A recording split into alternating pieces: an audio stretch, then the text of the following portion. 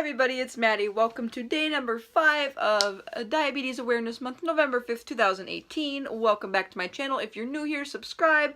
And if you're new here, check out all my previous videos I have had before. I've had 4 videos of diabetes awareness, 1, 2, 3, and 4, plus a small intro video to kind of get just to know a few basics about me. Today's question is going to be kind of a longer video, so bear with me, but it is extremely important in the knowledge and realm of diabetes, and in most particular, type 1 diabetes. Question 5. What is DKA, and were you in DKA at the time of diagnosis?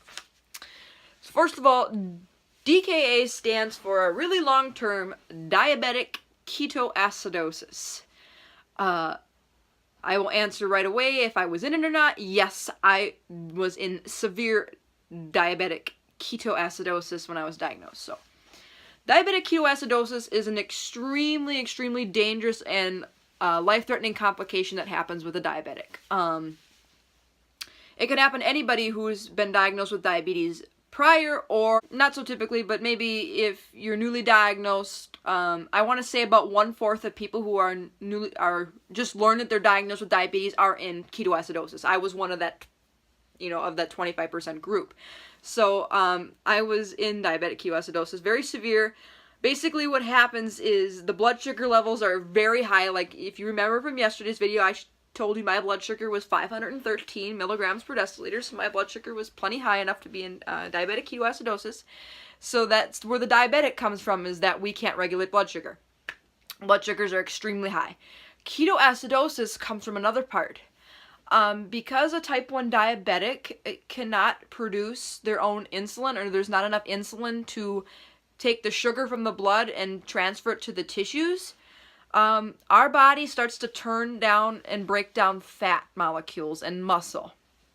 And then when you break down fat specifically for energy to feed your organs and brain, instead of using the sugar in your blood, what happens is you break down all the fat and your liver processes it, and you end up with a byproduct called ketones.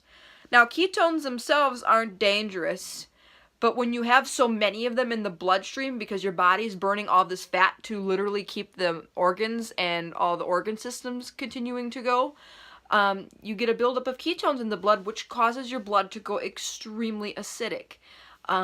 For those of you that don't know about blood pH, your blood pH should be between 7.35 and 7.45, which means your blood is slightly basic.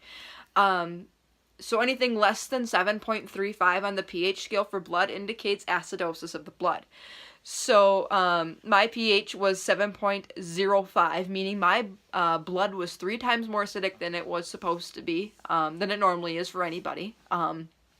So that's where the whole diabetic ketoacidosis comes from, and if diabetic ketoacidosis is not treated as quickly as possible, you can end up with cerebral edema, which is brain swelling. You could go unconscious and into a coma, and you could have tons of other damage to your kidneys, or any other organ in your body, basically.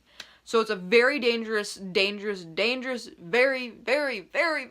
severe, I can't stress it enough, severe complication if you're a diabetic or a newly diagnosed diabetic.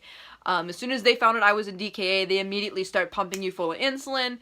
And another characteristic of ketoacidosis is because your body also becomes very dehydrated, and your electrolyte balance comes out of whack, your potassium, your sodium, your chloride. So they immediately start pumping you full of fluid, because typically if you're in DKA, you're extremely dehydrated. So that's another characteristic of it, because your own body is just in a state of chemical shock, basically. Your your whole blood pH is out of whack. Your blood sugar's out of whack, and your body is burning the next thing for fuel, which is fat. So that's a very severe thing you do not ever want to go through. I've been through it, done that. If you are a type 1 diabetic and have gone through diabetic ketoacidosis, you know what I'm talking about, and how bad it feels, and that you don't ever want to go through it again. You literally feel like you ran a marathon, like 5 marathons in a row, and you just can't go anymore. You are that exhausted. I'll get more specifically into, like, more about my personal experience with diabetic ketoacidosis when I get to my specific video that I'm going to make about my diagnosis story, just because it'll just be a little more interesting to go in depth. But until then, I think this gives you a very basic understanding of what diabetic ketoacidosis is and how serious it is. So what are the specific warning signs of diabetic ketoacidosis?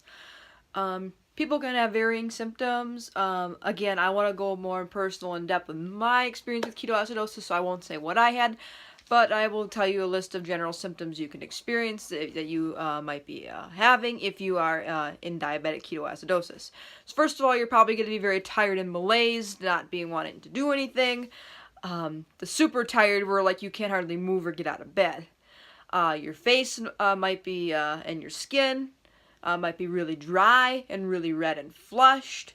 You might be nauseated or vomit or have some sort of stomach pain. You could have difficulty breathing. Your breath could have a fruity or acetone or nail polish remover odor. You could be really confused. You might be really thirsty, and if you're really thirsty, you're probably going to be peeing a lot.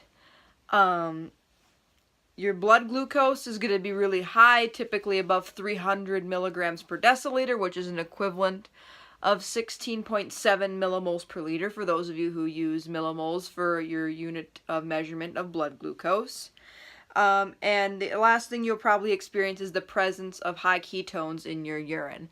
So these are all the main warning signs I can think of that had anything to do with diabetic ketoacidosis. Anyways, if you're a type 1 diabetic and have gone through diabetic ketoacidosis, or DKA for short, let me know in the comments below. I'm curious to hear if any of you have gone through it, or if you've gone through it like me, initially at diagnosis, or you were a diabetic maybe for a few years or a few months and then you finally went into it, or if you were a diabetic and type 1 diabetic and have never gone through ketoacidosis. I'm rooting for you that you never go through it, because it is the most horrendous thing you ever want to experience. I mean, I have never felt so sick in my life. I don't ever want to go through it again, so therefore I'm going to try to keep my blood sugars in control and make sure that I have enough insulin to properly use the sugar in my blood for energy, instead of having to resort to, obviously my body would resort to fat and muscle at that point. But anyways, I hope this gives you a better idea of what ketoacidosis is in a diabetic. And with that being said, this is going to conclude this video. Any questions, let me know. Comment, like, subscribe, check out all my other videos. And until tomorrow, take care, God bless. I hope you're having a fantastic day. And I will see you in my next video. Bye!